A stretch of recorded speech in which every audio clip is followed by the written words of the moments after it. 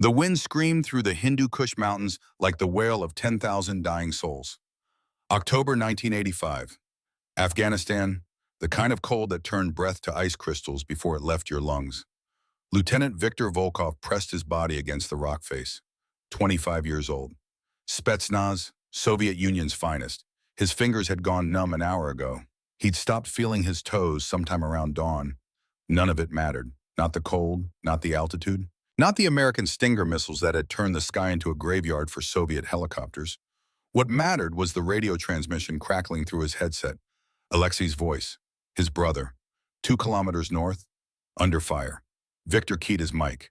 The words came out steady despite the fact that his heart was trying to punch through his ribcage. Alexei, report. Static, then gunfire. AK patterns, return fire. The distinct pop of Western weapons, M16s. CIA advisors arming the Mujahideen. American bullets killing Soviet soldiers in a war that didn't officially exist. Victor, his brother's voice, strained. We're pinned. They have position. High ground. We need... The sound that cut through the radio wasn't gunfire. It was something else. A whoosh, a roar, the unmistakable signature of a surface-to-air missile. An American Stinger missile, provided by the CIA, fired by Afghan fighters. Aimed at a Soviet Mi-24 helicopter attempting to extract a pinned squad, Alexei's squad. Victor watched from 2 kilometers away as the helicopter became a fireball. Metal and flesh and bone raining down on the mountainside.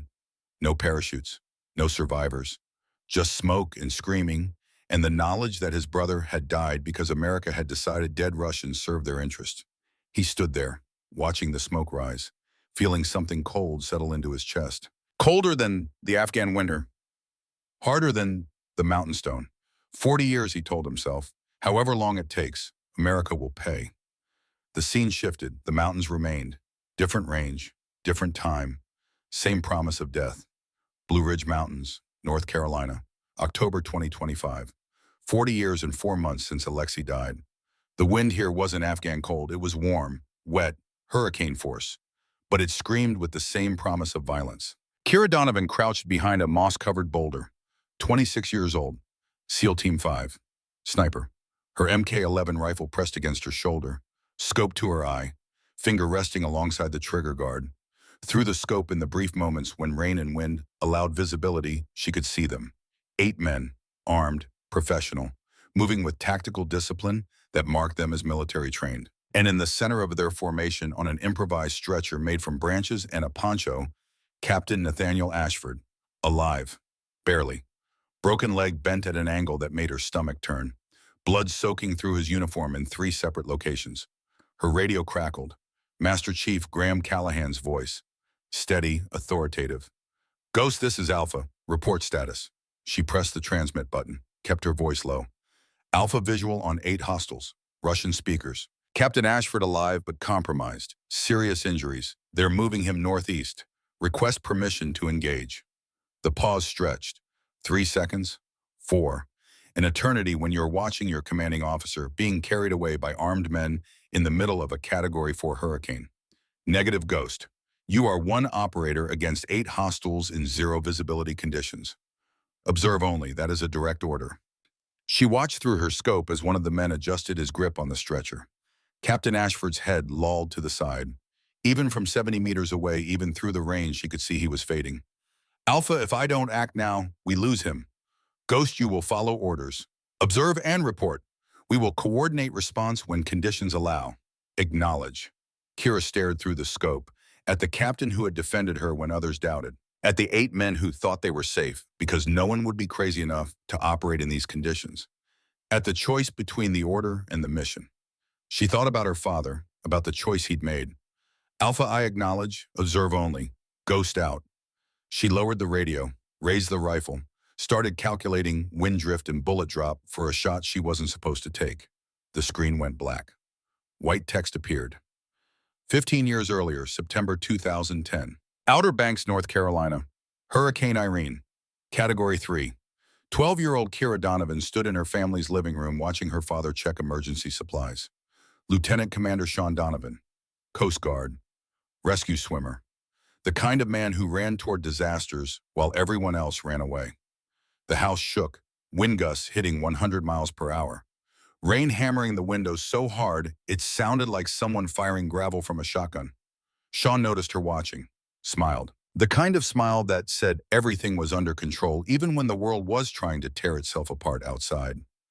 "Come here, kid." She walked over. He knelt down to her level, put his hands on her shoulders. "Close your eyes." She did.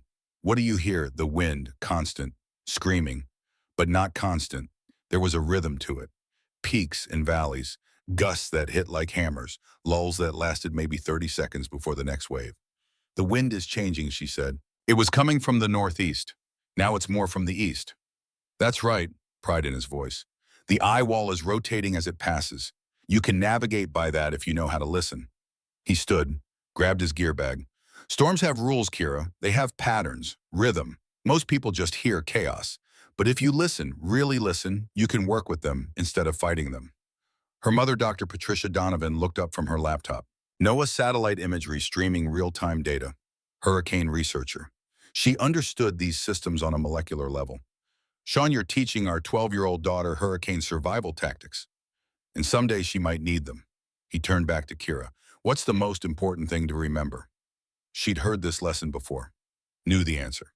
Don't fight them, work with them, respect the environment.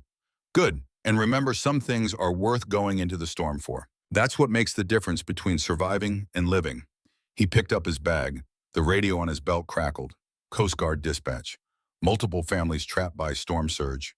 Rising water. Time running out. 3 hours later, Kira sat in the Coast Guard helicopter. Sean had insisted she come. Said she needed to see what the job meant. She watched her father dive into water that was trying to kill him. Watched him pull 3 families from homes that were already halfway underwater. Watched him go back, again and again, until everyone was safe. On the flight back, soaking wet, exhausted, he looked at her. "You understand now, this is what we do. When everyone else says it's impossible, we go anyway. Because someone has to." She nodded. 12 years old, beginning to understand the weight of those words. October 2012. Hurricane Sandy, Category 3 when it hit the coast. Kira was 14. The television showed footage on repeat. A fishing boat, 5 crew. Stranded in 70-foot seas. Winds over 100 miles per hour. Mechanical failure. Taking on water. Going down. Her father suited up. Helicopter crew ready. The kind of mission that made experienced rescue swimmers pause. Patricia stood in the hallway. Doctor, scientist, woman who understood probability and risk. Woman who knew her husband was about to attempt something with single-digit survival percentage. "Sean," he stopped, looked at her. "Those are 5 people," he said. 5 families, 5 sets of kids who need their fathers to come home. "What about your kid?" He didn't answer, kissed her, walked out the door. The helicopter launched at 1400 hours, made it to the boat. All 5 fishermen extracted. Successful rescue. Perfect execution. The helicopter stayed airborne for 17 more minutes. Fighting winds, mechanical stress, systems pushed beyond limits. At 1417 hours, main rotor assembly failed. Catastrophic. Immediate. No time to react. The helicopter hit the Atlantic at 140 miles per hour. Broke apart on impact. Lieutenant Commander Sean Donovan and his entire crew killed instantly. The 5 fishermen they'd saved watched from the Coast Guard cutter. Watched the helicopter go down. Watched the ocean swallow the men who'd saved their lives. Arlington National Cemetery. October 2012. Military honors. 21 gun salute. Flag presented to Patricia Donovan. Folded triangle. Kira stood in her dress uniform, 14 years old, staring at the casket, at the flag, at the medal they were presenting to her, her father's rescue swimmer badge. The speaker was saying something about the Coast Guard motto. You have to go out, but you don't have to come back. She barely heard it, too busy making a decision, the kind that defines the rest of your life. She would become the kind of person who went out when everyone else said it was impossible. She would honor her father not by copying him, but by understanding what he understood. That some missions matter more than safety, more than protocol, more than survival. 13 years later, that decision brought her here. Present day, Blue Ridge Mountains, SEAL Team 5, training exercise. The briefing room smelled like coffee and old sweat. 6 operators around a metal table covered in topographical maps. Captain Nathaniel Ashford at the head, 45 years old, Desert Storm veteran. 15 years special operations. The kind of leader who'd earned respect the hard way. Hurricane Elena, he said, pointing at the weather projection. Currently Category 2, projected to weaken as it moves inland. We'll be conducting advanced navigation and survival training in the Blue Ridge Range while the storm passes. Controlled conditions, minimal risk. Senior Chief Marcus Lindgren leaned back in his chair. 43, built like a linebacker. Skeptical by nature. His eyes drifted to Kira. Captain, with respect, we're taking Donovan into field conditions during a hurricane. Ashford's expression didn't change. Petty Officer Donovan's qualification scores are perfect across all categories. Is there a specific concern, Senior Chief? She's 5'4" and 125 pounds. Field extractions require physical capability. That's not criticism. That's physics. Kira kept her face neutral.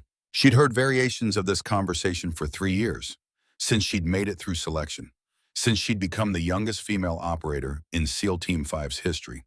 Master Chief Graham Callahan, 50 years old, Gulf War experienced team leader, held up a hand. Both of you stand down. Donovan's earned her spot. Lindgren, your concerns are noted. Now let's focus on the actual mission. The actual mission. 12 hours of movement through mountain terrain, navigation checkpoints, survival scenarios, standard training elevated by weather conditions. Except the forecast was wrong. They found that out 8 hours into the exercise. When Hurricane Elena, which was supposed to weaken, instead intensified. When Category 2 became Category 4. When meteorologists started using words like unprecedented and impossible. The wind hit first, gusts that went from 40 to 90 miles per hour in less than an hour. Then 100, then 140. Trees that had stood for centuries started coming down like matchsticks. The team was crossing a creek, normally 3 meters wide, ankle deep, easy crossing. The flash flood hit with no warning, a wall of water 3 meters high, mudslide debris in the surge, boulders, trees, enough force to flatten a building. Captain Ashford was on point, saw it coming, tried to warn the team, got caught in the surge before he could finish transmission. Kira watched him disappear. Watched the water take him. Watched his GPS beacon signal for exactly 12 seconds before it went dead. The team fought their way to high ground, found a cave, natural shelter, deep enough to protect from the worst wind, dry enough for comms. Master Chief Callahan pressed the radio transmit button. His voice carried the weight of a decision no SEAL wanted to make. Base, this is Bravo 5. Status update. Captain Nathaniel Ashford is presumed killed in action. Repeat, Captain Ashford is KIA. We have lost all GPS signal for 6 hours. Hurricane Elena has made recovery impossible. We are preparing to extract at first light. Over. The response crackled through encrypted channel. Copy Bravo 5, understood. Mark Captain Ashford as KIA. Authorization granted to extract your team when conditions allow. Our thoughts are with you. Base out. The cave fell silent. Just the sound of wind and rain. Of a storm that wasn't supposed to be this strong. Of a captain who wasn't supposed to be dead. Senior Chief Lindgren sat with his back against the cave wall, staring at nothing. 6 hours. Nobody survives 6 hours in this, not even the captain. Doc Sullivan, the team medic, checked his watch for the 100th time. Mudslide hit at 1400. It's now 2000. If the captain was injured when he went into that water, he didn't finish the sentence. They all knew the statistics. The survival rates, 0. The probability was 0. Near the back of the cave, partially hidden in shadow, Kira sat cross-legged on the stone floor. Her MK-11 sniper rifle lay disassembled before her, each component being methodically cleaned despite having been stored in waterproof case since the storm began.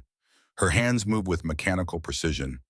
Ritual performed thousands of times, but her mind was elsewhere, remembering another hurricane, her father's voice, the lesson that had cost him his life. She started reassembling the rifle. Slow, methodical, each piece fitting into place. Master Chief Callahan walked over, stood looking down at her. Donovan, she looked up. You've been quiet. You good? I'm good, Master Chief. He studied her for a moment.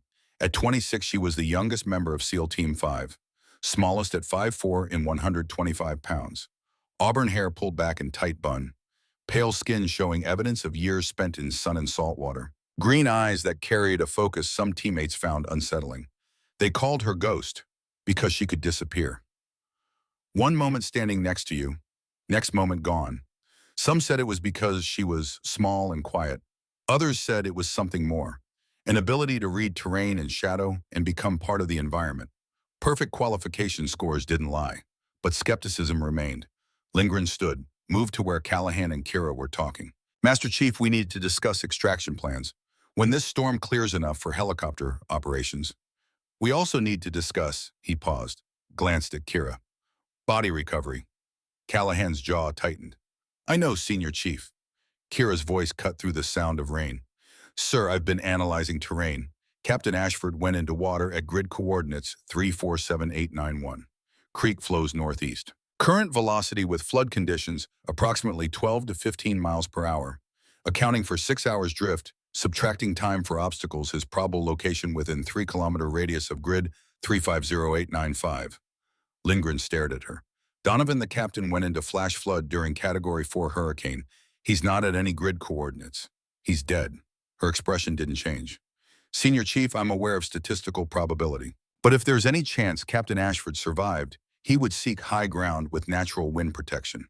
I've been studying topographical maps. 3 locations within probable drift zone meet those criteria. Christ, Donovan, Lindgren shook his head. This isn't about hope. The man is gone. Kira began reassembling her rifle with smooth practice movements. Captain Ashford spent last month training us on terrain analysis and survival psychology. He taught us injured personnel instinctively seek 3 things: shelter from immediate threat, elevation for visibility, proximity to last known team location. If he survived initial impact, his training would take over. Master Chief Callahan crossed his arms. What are you suggesting, Donovan? She looked up at him, met his eyes directly. I'm suggesting Captain Ashford might still be alive. And if he is, we're running out of time. The cave fell silent. Doc Sullivan moved closer. Tommy Reeves, demolitions expert, stood as well, all eyes on Kira. Lindgren's voice carried an edge. Even if by some miracle the captain survived, which he didn't, we can't mount search and rescue in these conditions. Visibility 10 meters. Wind would knock a man off his feet. Trees falling every few minutes. Flash floods everywhere. It would be suicide. Kira finished reassembling her rifle. Stood. She was a full foot shorter than Lindgren, but she met his eyes directly. Senior Chief, I'm not suggesting we send whole team. I'm requesting permission to conduct solo reconnaissance. 1 hour. If I don't find actionable intelligence, I return and we proceed with body recovery at first light. The silence that followed was absolute. Even the storm seemed to quiet. Master Chief Callahan spoke carefully. Donovan, say that again. Permission to conduct solo reconnaissance for Captain Ashford. 1 hour. If I don't find actionable intelligence, I return. Lindgren actually laughed, short, bitter. You cannot be serious. You're a sniper, Donovan, trained to sit still and shoot from 1,000 meters. You're not search and rescue. And even if you were, you weigh 125. Captain is 195. You couldn't carry him 50 meters, let alone 3 kilometers, through hurricane. I don't need to carry him, Senior Chief. I need to find him and assess condition. If he's alive, I can stabilize and guide team to location when conditions improve. When conditions improve, he'll be dead from exposure or blood loss. If he isn't already, Kira's voice remained calm, then we'll have confirmation. But right now, we're making assumptions based on probability instead of evidence. Master Chief Callahan held up a hand. Everyone take a breath. He turned to Kira. Donovan, I appreciate dedication, but Senior Chief raises valid points. This is Category 4 hurricane, 0 visibility, extreme hazards. You're talking about going out there alone. Master Chief, I grew up in conditions like this. Training exercises aren't. Not training exercises, sir. Real hurricanes. Outer Banks, Hurricane Irene in 2010, Hurricane Sandy in 2012, multiple tropical storms every year. My father was Lieutenant Commander Sean Donovan, Coast Guard rescue swimmer. My mother is Dr. Patricia Donovan, senior hurricane researcher at NOAA. I spent my childhood learning to read storm patterns. She pulled a laminated topographical map from her pack, spread it on ground. Captain Ashford trained us on terrain analysis, high ground with wind protection. Here, here, and here. She pointed to 3 locations. Only positions within drift zone that meet survival criteria. I can check all 3 within 1 hour. Lindgren knelt beside the map. You're talking about moving 3 clicks through mountain terrain and hurricane-force winds in dark with 0 support. Donovan, this is insane. It's calculated risk, Senior Chief, and I'm the only person on this team with specific skill set required. What skill set? Being small and stubborn. Kira met his eyes. Understanding hurricanes, Senior Chief. My father taught me storms have rhythm. You don't fight them, you work with them. I can time movement with wind cycles. Navigate by sound and terrain features. My size is advantage. I can move through debris that would stop larger person. Master Chief Callahan studied the map, then looked at Kira. Your father, Lieutenant Commander Donovan, he's the one who died during Hurricane Sandy rescue operations. Yes, Master Chief. He saved 5 people before his helicopter went down.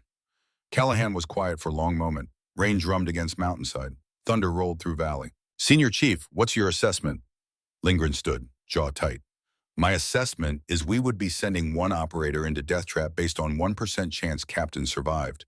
And even if Donovan somehow found him alive, she couldn't extract him. We'd lose 2 people instead of 1. Noted, Callahan turned to Kira. Worst case scenario. You find Captain. He's alive but seriously injured. You can't move him. What's your play? Stabilize with field medicine. Mark location with GPS. Return with intelligence for coordinated extraction when conditions allow. And if you encounter hostiles, we intercepted that radio fragment.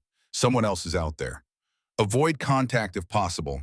If forced to engage, eliminate threat and continue mission. Lindgren stepped closer. Donovan, listen to yourself. Soloing through Category 4, hurricane navigating 3 clicks mountain terrain in 0 visibility, potentially engaging enemy forces performing field medicine on critically injured man who weighs 70 pounds more than you. This isn't confidence. This is delusion. Kira's voice remained steady. Senior Chief, respectfully, you're wrong. This is exactly what I've trained for my entire life.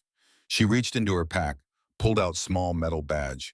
Even in dim cave light, it gleamed. The Coast Guard Rescue Swimmer badge, her father's badge. My father died doing the impossible to save 5 strangers. I'm proposing to risk my life to save 1 teammate.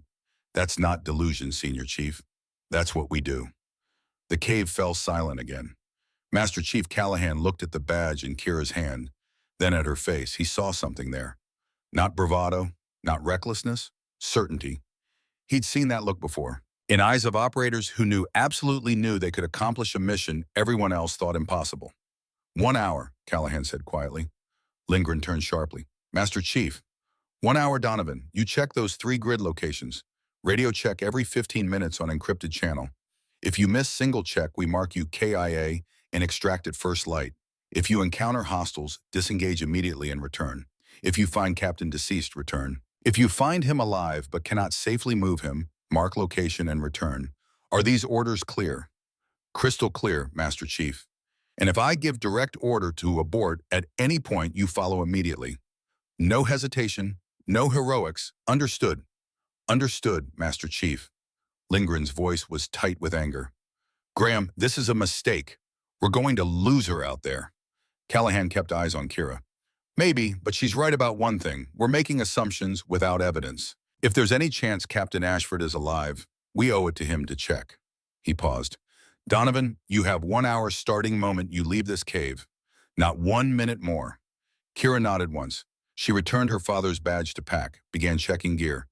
MK-11 sniper rifle, secured in waterproof case, GPS unit, fully charged, encrypted radio, designated channel, first aid kit, emergency beacon, night vision goggles, handheld compass as backup navigation. She moved through checklist with mechanical precision. Hands steady, Doc Sullivan approached. Ghost, take this. He handed her extra morphine auto-injector. If Captain's hurt as bad as we think he'll need it. Thanks, Doc. Tommy Reeves offered 2 additional fragmentation grenades, just in case those hostiles are real. Make noise, create chaos. Get out. Appreciate it, Breacher. She strapped on tactical vest, secured rifle across back, pulled up hood. Gore-Tex rain gear rated for extreme weather. She knew it would be tested beyond specifications. Master Chief Callahan walked her to cave entrance. Sound of hurricane deafening. Rain came down in sheets so thick it looked like solid wall. Donovan, I'm putting a lot of faith in your judgment. Don't make me regret this. I won't, Master Chief. And Donovan. He met her eyes. Your father would be proud. Something flickered across her face, then she nodded once, stepped toward entrance. Senior Chief Lindgren called out behind her. Ghost, this is suicide. You know that, right? You're going to die out there for nothing. Kira paused at threshold, between shelter and storm. She turned back. rain already soaking through the hood. If I die trying to save Captain Ashford's senior chief, then I die understanding what my father understood, that some missions matter more than survival. That's not nothing. And then she stepped into the hurricane. The wind hit her like physical blow, nearly knocked her off feet. Rain struck her face with enough force to sting. Visibility dropped to perhaps 3 meters. Thunder crashed overhead so loud it felt like artillery fire. Kira Donovan stood for a moment at edge of maelstrom, letting her body remember what her mind had learned 15 years ago on Outer Banks. She closed her eyes, listened. There, the rhythm. Peak winds lasting about 45 seconds, then relative calm for 30, then another cycle. The hurricane had patterns, had rules. You just had to know how to hear them. She opened her eyes, checked compass. Northeast, 3.2 kilometers, 3 potential locations, 60 minutes. Kira began to move. She timed steps with wind cycles, using brief lulls to cover ground, bracing during gusts. She navigated by terrain feel as much as sight, boots finding purchase on stone and route by instinct. Lightning flashes gave momentary glimpses of landscape. Thunder told her when storm's energy was concentrating. This was what her father had taught her. Hurricane wasn't enemy, it was environment. And like any environment, you could learn to survive in it. 15 minutes into movement, radio crackled. Ghost, this is Alpha, first radio check. Status. She pressed against large oak tree, using it as windbreak. Alpha, this is Ghost. En route to checkpoint 1. No enemy contact. Visibility approximately 3 meters. Continuing northeast. Copy Ghost. Next check in 15. Alpha out. The tree groaned ominously. Kira moved away just as massive branch snapped off and crashed to ground where she'd been standing 3 seconds earlier. She didn't flinch, just adjusted route and continued moving. At 23 minutes, she found first evidence. Section of torn fabric caught on thorn bush. She pulled it free, examined it in lightning flash. Standard issue tactical uniform, same pattern Captain Ashford had been wearing. Fabric was fresh, still bleeding dye into rain. He'd been here, or at least his gear had. Kira marked location on GPS, continued northeast, following logical terrain features trained operator would use. High ground, natural channels, avoiding valleys where flash floods would be most dangerous. At 31 minutes, she found boot print. It was in small depression where mud had collected between 2 rocks, rain washing it away even as she looked. But pattern was clear. Size 11 combat boot. Captain Ashford's size. Oriented northeast. He'd been moving, recently. Her heart rate increased. She keyed radio. Alpha, this is Ghost. Second check. I have evidence Captain was mobile within last hour. Boot print. Fresh fabric. Continuing search pattern. Master Chief Callahan's voice came back immediately. Copy Ghost. Explain mobile. Boot print indicates he was walking northeast, likely following high ground. Print is less than 2 hours old based on erosion patterns. Pause. If he was walking 2 hours ago, where is he now? That's what I'm trying to find out, Master Chief. Ghost out. She pressed forward with renewed urgency. If Captain Ashford had been mobile 2 hours ago, he might still be conscious, still fighting. At 38 minutes, Kira heard voices. She froze instantly, every sense heightening, wind howling, rain hammering. But underneath those sounds carried on brief lull and storm human voices speaking, not English. Kira moved into low crouch, advanced towards sound with careful precision, reached ridgeline and dropped prone, pulled out rifle scope to use his observation tool. Through rain and darkness illuminated by periodic lightning, she saw them. 4 men in tactical gear, moving in coordinated search pattern, professional spacing, hand signals, military trained, and the language they were speaking was Russian. One man spoke into radio. During lightning flash, she got clear look at his face. Older, maybe 65, Slavic features, scar tissue on left cheek, moving with confidence of someone who'd spent decades in special operations. Kira recognized this man from intelligence briefings. Viktor Volkov, former Russian Spetsnaz, dishonorably discharged 2008, now mercenary who trained militia groups and criminal organizations throughout United States. FBI had file on him 2 inches thick, and he was here, in North Carolina mountains, during hurricane, with at least 3 other armed men. Volkov was gesturing to his men, pointing northeast, searching for something, or someone. Then Kira saw what made her blood run cold.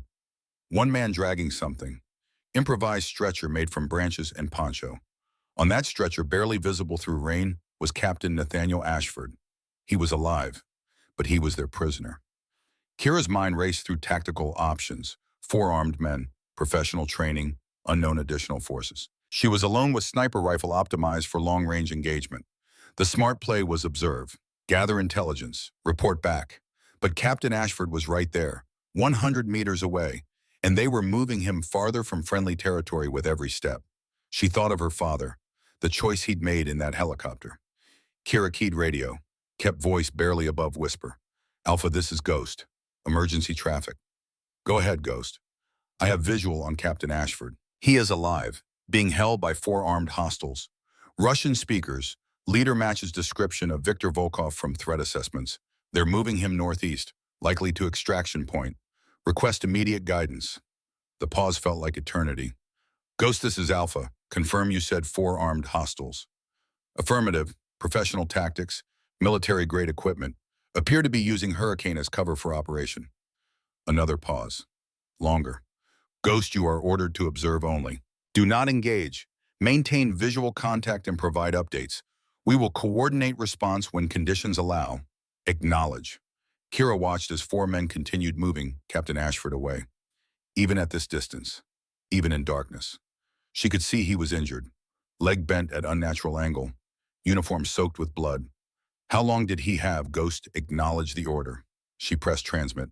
Alpha Y acknowledge, observe only. Ghost out. But even as she said the words, Kira Donovan was moving, sir. Circling around hostile force, using terrain and storm to mask movement, counting weapons, observing patterns, looking for weaknesses. Because she knew something Master Chief Callahan didn't know yet. Observe only wasn't going to be enough.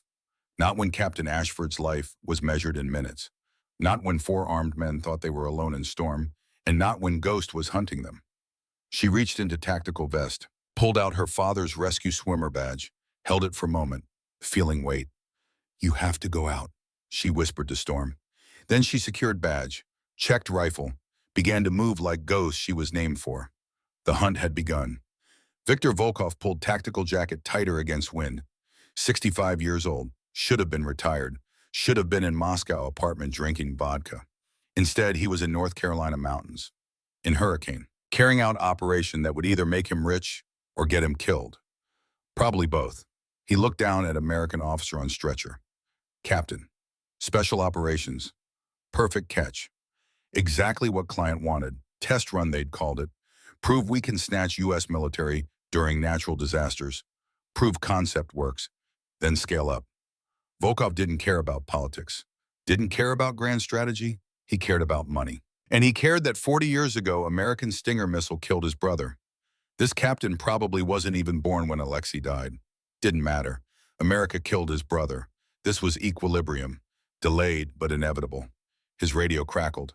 Dimitri's voice. Victor reinforcements 15 minutes out. 6 men, heavy weapons. Good, 10 men total. More than enough for whatever Americans could throw at them in these conditions. Hurricane was perfect cover. Nobody would be operating in this.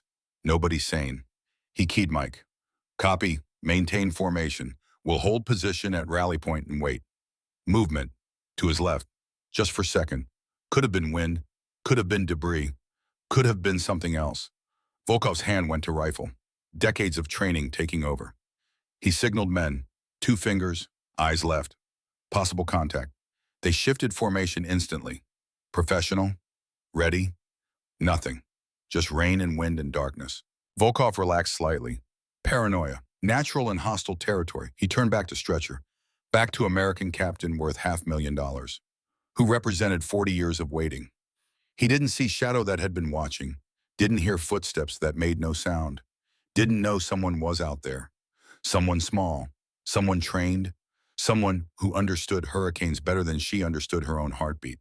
Someone who had decided observe only was suggestion, not order. Kira maintained distance of 70 meters.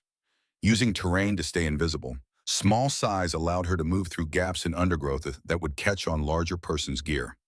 Intimate knowledge of storm patterns let her anticipate when wind would gust and when it would lull. Timing movements accordingly, she watched them through rifle scope during lightning flashes, memorizing patterns. Point man cautious, checking corners before signaling team forward. 2 middlemen taking turns carrying stretcher. Professional rotation. Volkov walking rear guard, constantly scanning. They were good, very good, but predictable. And Kira had been training for this her entire life. Not combat, the environment, the storm, the conditions that made normal operations impossible. That was her advantage. Understanding. At 45 minutes into original 1-hour timeline, radio crackled.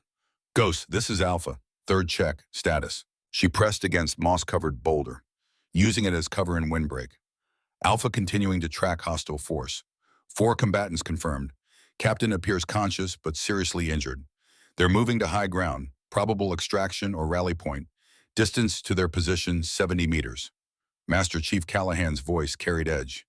Ghost, you are 15 minutes from mission timeline expiration. You need to break contact and return to base. That's direct order. Kira watched through a scope as one man stumbled, nearly dropped stretcher. Captain Ashford's head lolled aside. He was weakening. Alpha, if I break contact now, we lose Captain. They're moving him away from our position at approximately 1 kilometer per hour. By time conditions allow team movement, they'll be gone. Pause stretched long. Ghost, you've been out there 46 minutes in Category 4 conditions. You need to think about your own survival. Get back while you still can. Master Chief, I'm thinking about Captain Ashford's survival. Right now, I'm only asset we have in position to ensure it. Senior Chief Lindgren's voice cut through the channel. Donovan, get your ass back here right now. That's not request. Kira didn't respond. She was watching one man pull out thermal imaging equipment, scanning surrounding area for heat signatures. Rain and wind would degrade thermal significantly, and Kira's position behind boulder provided thermal masking. Rock's retained heat would help hide her signature, but if she moved, if she exposed herself, they would see her. She stayed perfectly still. Man with thermal scanners swept across her position, paused, swept back. Kira held breath. Heart rate elevated from exertion meant elevated body heat, but boulder was large and rain was cold. Temperature differential should be enough. Should be. Man said something to Volkov in Russian, shook head, no contacts, put thermal gear away. Kira exhaled slowly. Radio crackled again. Master Chief Callahan's voice. Ghost, you have missed your return timeline. You are now officially overdue. Respond immediately. She keyed Mike. Alpha, I'm looking at Captain Ashford through scope right now. He's losing blood, losing consciousness. If I leave now, we lose our only chance to save him. She paused. My father died saving 5 people in hurricane. I'm asking permission to save 1. Silence on radio stretched 10 full seconds. When Callahan spoke again, voice was different, quieter. What's your plan? Ghost, Senior Chief Lindgren's voice erupted in background. Graham, you cannot be seriously considering. Quiet, Marcus. Callahan's voice came through clear. Ghost, I'm asking directly. What is your tactical plan? Kira quickly assessed situation through scope. 4 hostiles, 2 on perimeter security, 1 tending to captain. Volkov commanding. Current range 85 meters. Wind gusting approximately 60 miles per hour with lulls every 45 seconds. Rain heavy but consistent. I have clear lines of sight on both perimeter guards. Ghost, you cannot engage 4 hostiles solo in these conditions. I can eliminate perimeter guards before they raise alarm. Then it's 2 against 1, and I have surprise. And then what? You still can't carry Captain Ashford out. I don't need to carry him, Master Chief. I need to secure him and hold a position until team can link up. We can't link up for hours, maybe not until morning. Then I hold until morning. You'd be holding against unknown enemy reinforcements with limited ammunition and no support. Kira watched 1 perimeter guard move to new position, approximately 95 meters from her location. Elevated position, exposed silhouette against slightly lighter sky.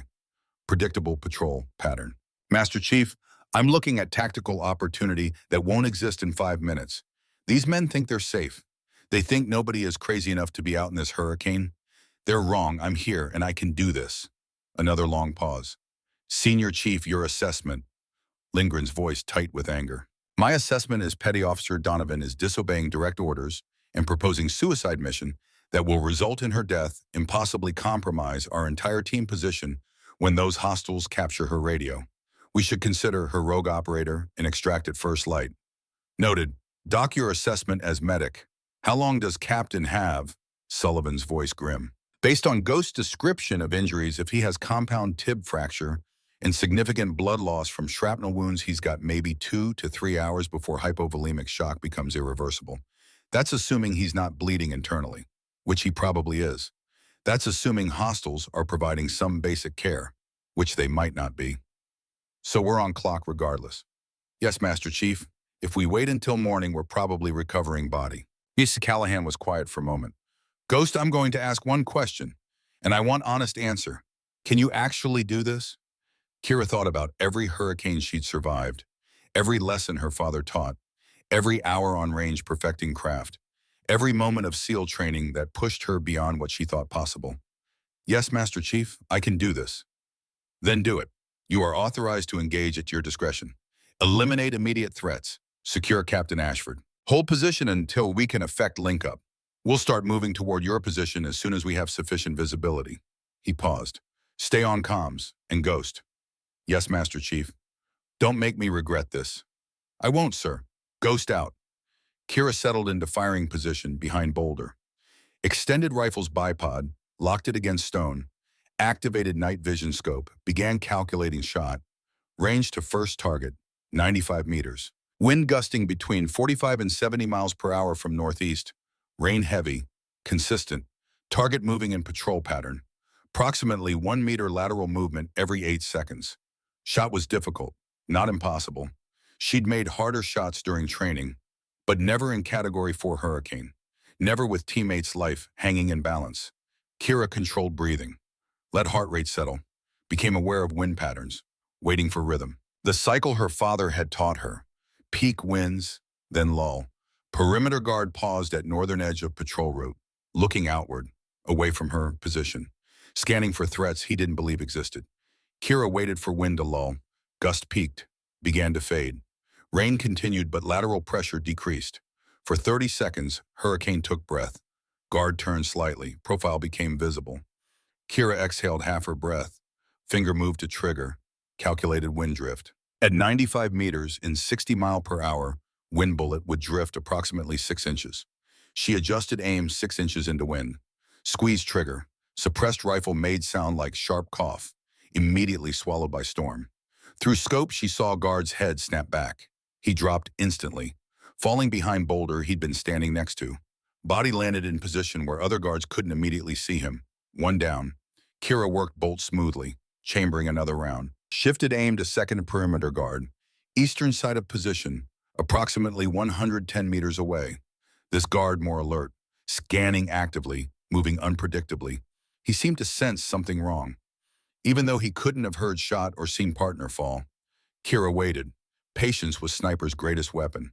Second guard moved to new position, then paused, bringing radio to mouth, checking in with first guard. When first guard didn't respond, second would raise alarm. Kira had maybe 15 seconds. She tracked him through scope. He was moving toward first guard's position, concerned by lack of response. Walking quickly, weapon at ready. Then he stepped into open area. 3 meters of clear ground between two rock formations. Kira fired. Bullet caught him center mass. He staggered, tried to raise weapon, collapsed. 2 down. But this guard fell in exposed position. Men at main shelter would see him. She heard shouting in Russian. Through scope, she saw Volkov react immediately. Grabbed Captain Ashford, hauled him behind largest boulder. Remaining guard took defensive position, scanning for shooter's location. They knew someone was out there now, but they didn't know where. And in these conditions, with this visibility, she still had advantage. Kira relocated, moved 20 meters to east, using storm and terrain to mask movement. Found new firing position on higher ground, giving her different angle on shelter. Radio crackled. Ghost, we heard shots. Report status. Alpha 2 hostiles down, 2 remaining including Volkov. They've gone defensive. Captain secured behind hard cover. I'm repositioning.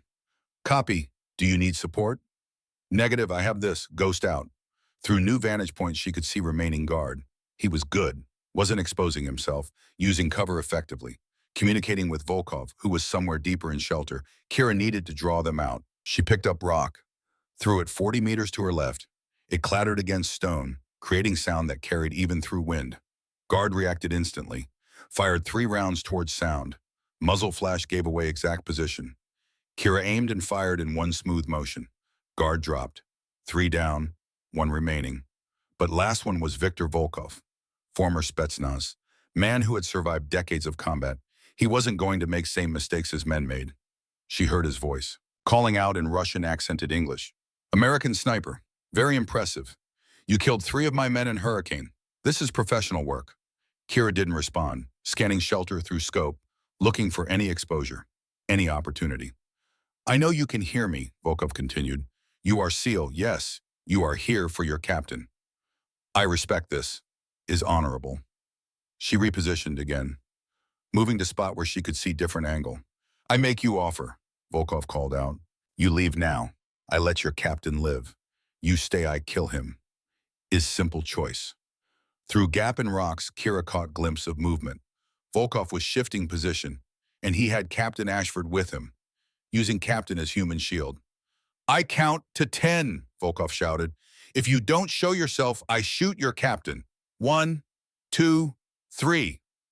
Kira's mind raced. She couldn't get clean shot. Volkov too well protected, keeping Captain Ashford between himself and probable sniper positions. 4, 5, 6. She needed to change equation, create new dynamic. 7, 8. Kira made decision, keyed radio on open channel. One Volkov's equipment might intercept. Spoke loud enough to carry. Volkov, this is SEAL Team 5. You are surrounded. We have your position locked. Surrender now and you might survive this. Volkov laughed. Sound carried through storm.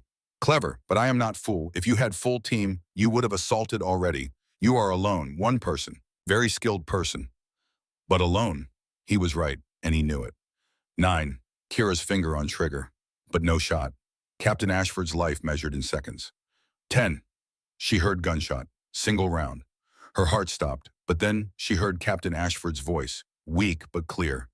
Missed you, Russian bastard. Volkov hadn't shot to kill, shot to wound, to emphasize his control. Next time I don't miss, Volkov called out. You have 30 seconds. Show yourself or he dies. Kira assessed options. Reveal position. Likely get killed, but might buy Ashford time. Hold position and hope for opening. Would definitely result in Captain being executed. Or create distraction big enough to force Volkov to react. She reached for one fragmentation grenade Tommy Reeves had given her. Throw would reveal position, but would also force Volkov to move. And when he moved, she might get shot. Kira pulled pin, threw grenade in high arc. It sailed through rain and landed 30 meters from shelter. Opposite side from her position. Explosion was deafening even through storm. Rock fragments and debris flew in all directions. Volkov reacted exactly as she'd hoped. Assumed explosion meant enemy assault from that direction. Shifted position to face new threat, dragging Captain Ashford with him for just a moment. 2-second window. His head was exposed. Kira fired. Bullet struck rock 6 inches from Volkov's head, showering him with fragments. She'd missed. Wind had shifted at last instant, but near miss had desired effect. Volkov abandoned position, hauling Captain Ashford deeper into shelter complex, into space where Kira had no line of sight. She had driven him back, but she still couldn't get to Captain Ashford. Radio came alive. Ghost, we heard explosion. Status. Alpha, I'm in tactical engagement with the primary hostile. Captain alive, but being used as shield. Situation fluid. Standby. Ghost, do you need support? We can start moving toward your position. She considered it. SEAL Team 5 was at least an hour away in these conditions. Maybe more. And if Volkov had called for reinforcements, they might arrive first. Negative Alpha. Hold position. I can handle this. But even as she said it, Kira heard something that changed everything. Through storm, barely audible. Sound of vehicles, multiple engines. Diesel. Heavy. They were distant, maybe 2 kilometers away, but getting closer. Volkov heard them too, called out with renewed confidence. You hear my reinforcements arrive. 6 more men. Maybe you kill me, yes, very possible, but then 6 more kill you and your captain. Is no win for you. Kira checked ammunition. 21 rounds remaining in rifle. 2 grenades, sidearm with 2 magazines. 6 more trained fighters would make this situation impossible. Unless she acted now. She moved again, working way around a southern approach to shelter. Long way, but would put her in position where she might see into deeper part where Volkov was hiding. Movement took precious minutes. Sound of vehicles grew louder. Maybe kilometer away now. Kira reached new position, looked through scope. She still couldn't see Volkov clearly, but she could see Captain Ashford, propped against rock wall, barely conscious, left leg bent at grotesque angle, blood soaked through uniform in multiple places. She needed to reach him. But between her and Captain was 50 meters of open ground Volkov would have covered. Vehicles were close now, maybe 500 meters. She could see headlights through rain, bouncing as they navigated rough terrain. Kira made decision that would have seemed insane to anyone else.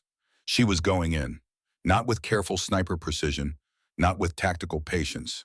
With speed and aggression and absolute refusal to leave Captain Ashford behind, she slung rifle across back, drew sidearm, pulled second grenade and primed it, and then she ran towards shelter at full sprint. The 45-meter dash through hurricane was longest of her life. Wind tried to knock her down. Rain blinded her. Uneven ground threatened to turn ankle with every step. Volkov saw her coming, shouted in surprise. Raised weapon. She threw grenade toward his position and dove behind boulder. Explosion rocked entire shelter. Debris rained down, dust and smoke mixed with rain. Kira came up firing. 3 rounds toward where Volkov had been. Then she was moving again, bounding from cover to cover, closing distance. She heard Volkov's weapon firing, heard bullets impact stone around her, but she kept moving, kept pressing, kept attacking.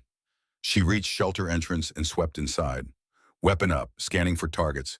Captain Ashford was there, exactly where she'd seen him. But Volkov was gone, retreated deeper into rock formation. Ghost, Captain's voice weak.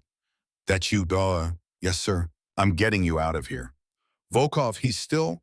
I know, sir. Stay quiet. Save strength. Kira quickly assessed injuries. Compound tibial fracture, just as she'd thought. Shrapnel wounds to shoulder and side. Significant blood loss. He was in bad shape. She pulled out field medical kit, went to work. Pressure bandages on bleeding wounds. Splint for broken leg using materials from pack. Morphine injection to manage pain. Doc, Captain Ashford mumbled. You're good, Doc.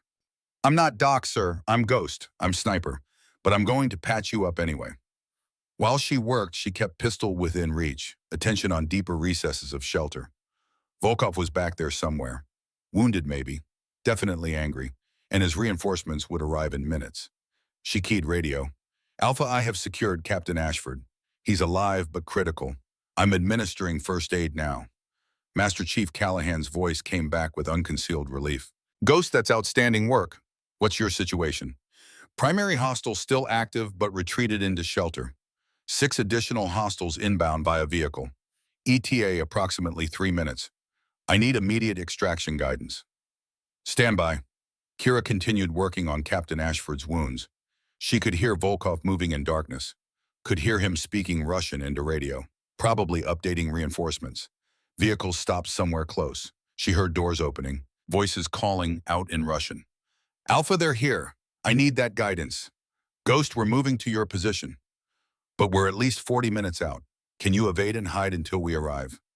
Kira looked at Captain Ashford, barely conscious. No way she could move him quickly enough to evade 6 fresh fighters. Negative, Alpha. Captain cannot be moved fast enough. We'd be run down in minutes. Another pause. Then you need to hold that position, Ghost. Defend in place. We're coming as fast as we can. Copy, Alpha. Defending in place. Ghost out. Captain Ashford's eyes focused on her. Ghost, you need to leave. Get out while you can. Not happening, sir. That's an order. Respectfully, sir, I'm declining that order. Ghost of Smile touched his lips. Never thought my own lessons would be used against me. Yes, sir. Now stay quiet. I need to concentrate. Kira moved to shelter entrance. Assess tactical situation. Limited ammunition. 6 incoming hostiles plus Volkov. Captain immobile. Reinforcements 40 minutes away. Numbers didn't add up to survival, but numbers had never stopped her father, and they wouldn't stop her. She checked a rifle. 21 rounds. Make each one count. Heard voices getting closer. They were organizing, probably getting briefing from Volkov about what they were facing. One female sniper who had killed 3 of their comrades and refused to quit. They would be angry. They would be cautious. They would be coming in force. Kira settled into defensive position where she could cover most likely approaches. Controlled breathing. Thought of her father. Then she waited for them to come. First figure appeared at shelter entrance. Kira fired twice. Figure dropped. 4 down, 6 to go. The night was about to get very long. The shelter entrance erupted in gunfire. Bullets ricocheted off stone-filling confined space with scream of fragmenting metal and acrid smell of gunpowder. Kira pressed herself against rock wall, making body as small as possible while maintaining line of sight on approaches. She had just killed fourth man. 6 remained, including Viktor Volkov. Incoming fire was disciplined, coordinated. These weren't panicked shots from untrained fighters. These were controlled bursts designed to suppress her position while other elements maneuvered. Military tactics, professional execution. Kira counted weapons by sound signatures. At least 3 AK pattern rifles. 1 heavier caliber, probably designated marksman rifle. Unknown number of sidearms. They were setting up proper assault. Captain Ashford lay behind her, propped against shelter wall. Morphine had taken edge off pain, but he was still fading. Breathing shallow, kin pale even in dim light. Blood continued seeping through pressure bandages despite her best efforts. He needed hospital, needed it hours ago, but first they needed to survive next 20 minutes. Gunfire stopped. Kira used moment of silence to reload rifle with fresh magazine. 19 rounds remaining in current mag. 2 more full magazines in vest. 47 total rounds between survival and death. Voice called out from beyond shelter entrance. Russian accented English. Not Volkov's voice. Someone new. American woman, you fight well. You kill 4 of our men. This is impressive, but you must know you cannot win. We are 6, you are 1, and you have injured man who cannot run. This mathematics is simple. Kira didn't respond. She was scanning shelter, looking for additional defensive advantages. Rock formation had multiple small openings where water and wind entered, most too small for a person to fit through, but they created angles where incoming fire could penetrate. She needed to relocate Captain Ashford to more protected position. Voice continued. We do not wish to kill you. You are valuable. American Special Forces sniper who is woman. This is rare. You have intelligence value. Surrender now. You and your captain both live. We get paid. Everyone wins. Kira moved to Captain Ashford's position. Keeping low, grabbed his tactical vest, started dragging him deeper into shelter, toward more defensible alcove. Ghost, Captain mumbled. Leave me, get out. No, sir, we've been through this. That's direct order. I heard you first time, sir, still declining. She got him positioned in alcove, which had only one approach angle. Better, not good, but better. Voice outside grew harder. We give you 30 seconds to decide. Throw out your weapons and come out with hands visible. Or we assault with full force. You will die. Your captain will die. 30 seconds. Choose. Captain Ashford's hand gripped her arm weakly. Kira, listen to me. I'm dying anyway. Blood loss, internal injuries. I'm not making it out of here. But you can. You're fast. You know this terrain. Use storm. Disappear like you always do. That's why they call you Ghost. She met his eyes. Sir, my father taught me some missions matter more than following protocol. This is one of those missions. So with all due respect, I'm staying. God damn it, Donovan. That's not bravery. That's stupidity. Maybe, but it's my choice. She checked rifle. Besides, I'm not done fighting yet. 20 seconds. Kira keyed radio. Alpha, this is Ghost. Hostiles preparing to assault my position. I am dug in with Captain Ashford in defensive position. Request immediate update on your ETA. Master Chief Callahan responded instantly. Ghost, we are approximately 40 minutes from your position. Can you hold that long? I'm going to have to, Master Chief. Ghost, if situation becomes untenable, you are authorized to surrender. We will negotiate for your release. Do not throw your life away. Kira thought about that for a moment. Surrender. Live as prisoner. Watch Captain Ashford die. Eventually be ransomed or traded or simply disappeared. Or fight. Make them pay for every meter. Give her team time to arrive. Maybe somehow survive. Negative Alpha, I'm not surrendering. Ghost out. 10 seconds. Voice was shouting now. This is final warning. Kira settled into firing position. She had clear sight lines on main approach. Limited visibility on secondary approaches. But those were more difficult terrain. They'd probably hit her from main entrance first. Standard tactics. 5 seconds. She controlled breathing. Slowed heart rate. Became still. Time is finished. Assault, assault, assault. Attack came from 3 directions simultaneously. 2 men rushed main entrance, firing as they moved. 1 came from eastern gap in rocks. Moving fast and low. Coordination was perfect. They'd done this before. Kira engaged main entrance first.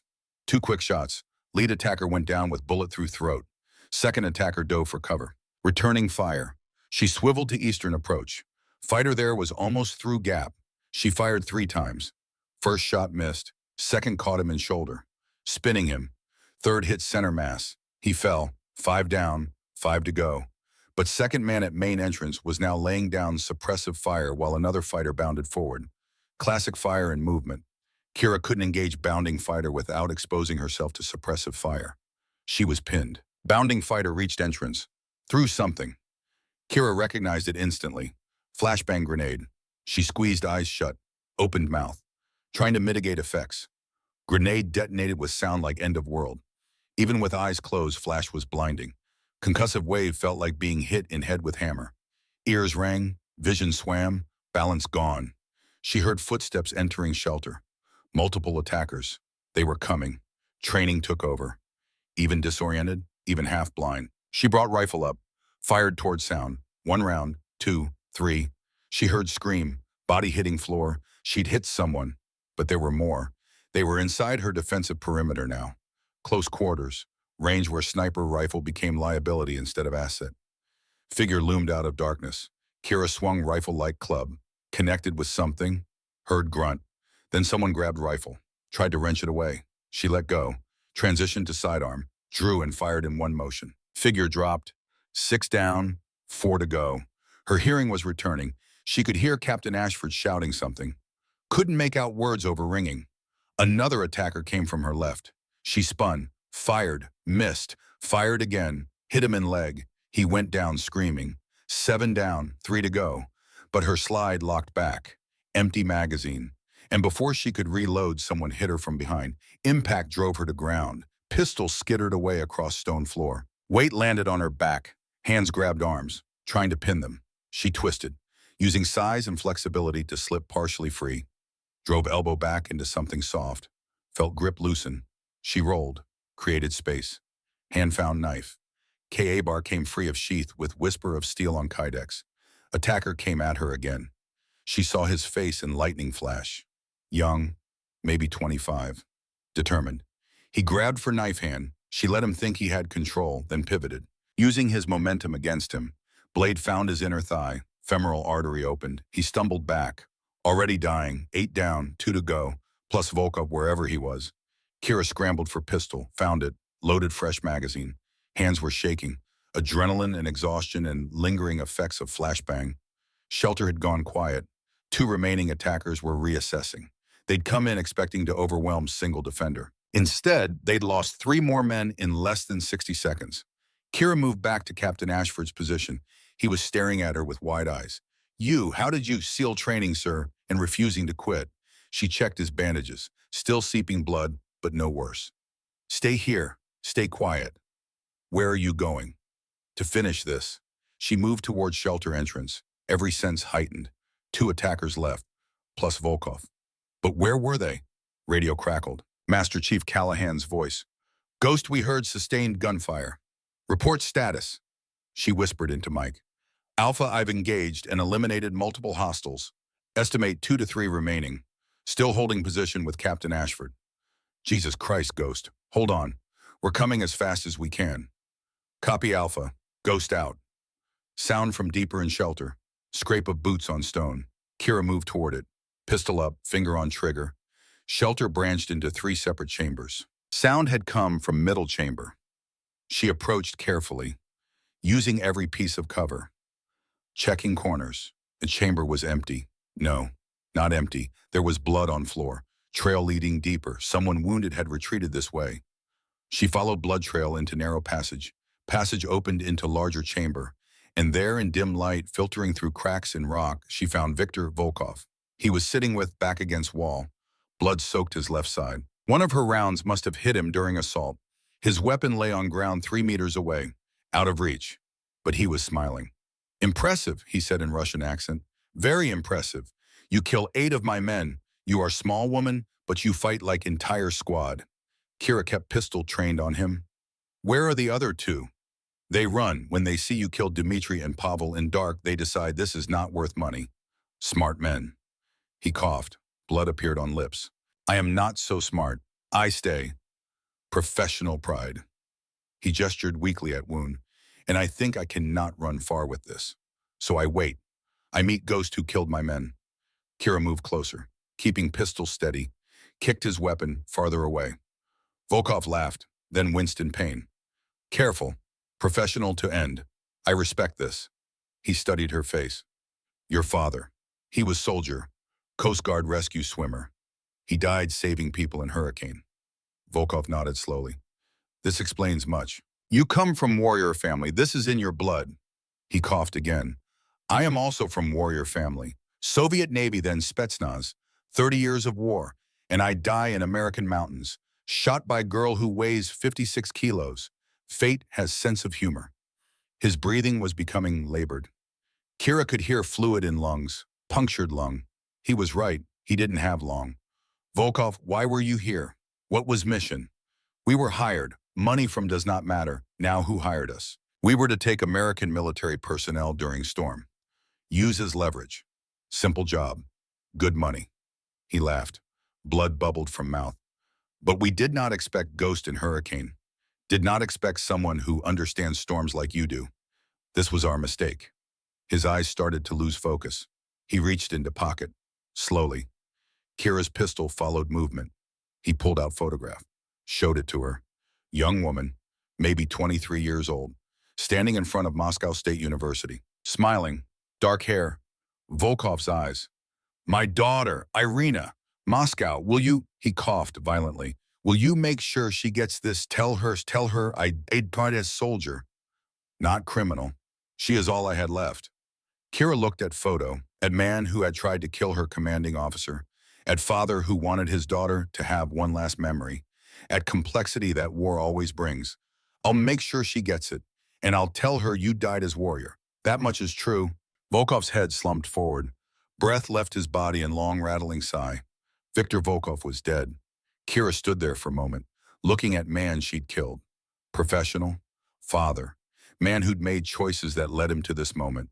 Man who 40 years ago had watched his brother die and sworn revenge on America. Man who in different circumstances might have been ally instead of enemy. She reached down, took photograph from his hand, pocketed it carefully. She would make sure it got where it needed to go. She would tell Irina her father had died believing in something, that he'd been soldier to end. That was truth. Not whole truth, but truth enough for daughter to hold on to. Keyed radio. Alpha, this is Ghost. Primary hostile is deceased. I count 8 enemy KIA.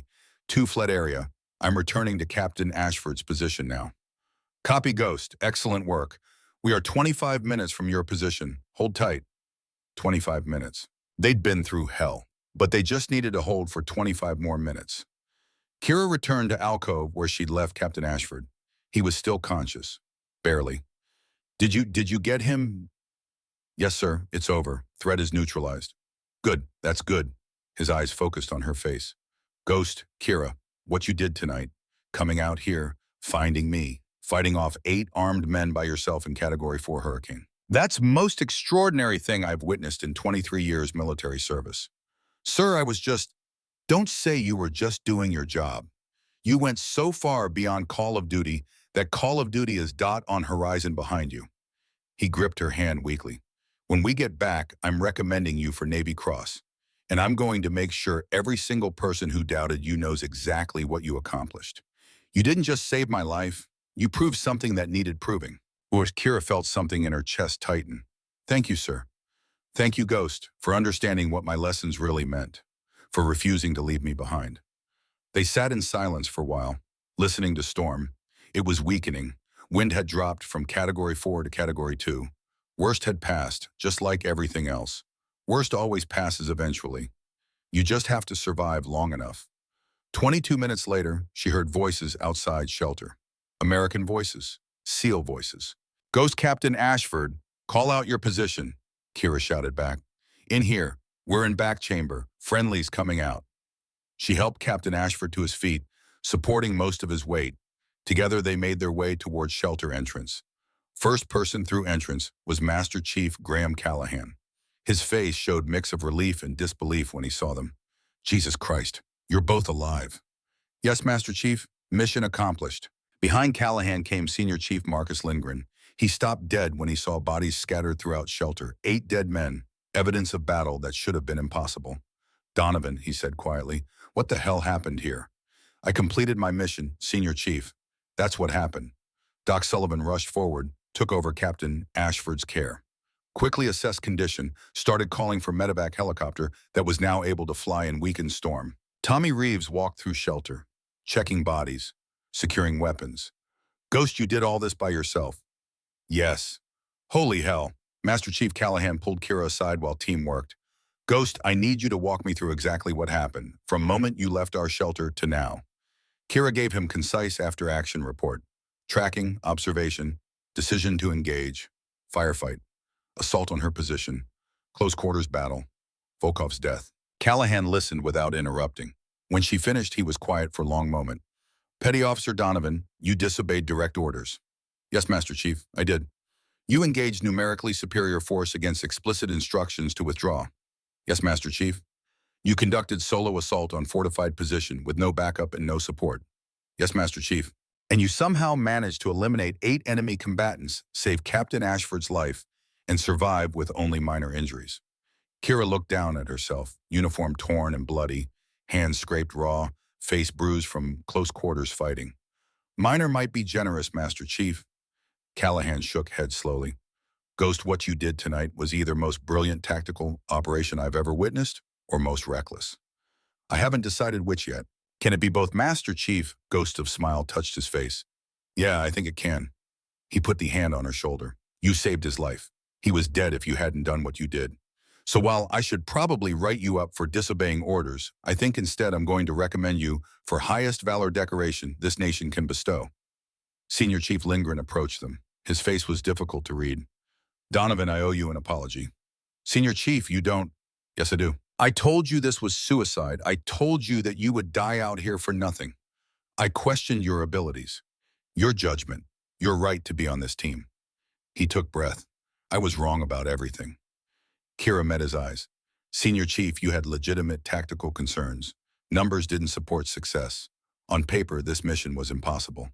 But you did it anyway. Yes, Senior Chief. How about, she thought about that. How had she done it? Skills her father taught. Training Navy provided. Determination that came from refusing to leave people behind. Understanding that some missions matter more than survival.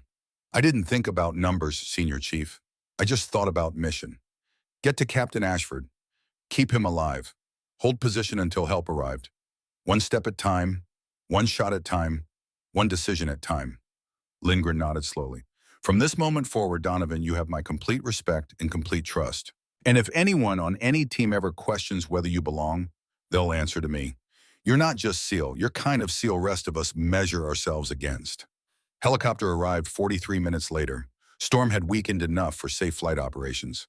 Doc Sullivan had Captain Ashford stabilized and ready for transport. As they loaded Captain onto helicopter, he grabbed Kira's hand one more time.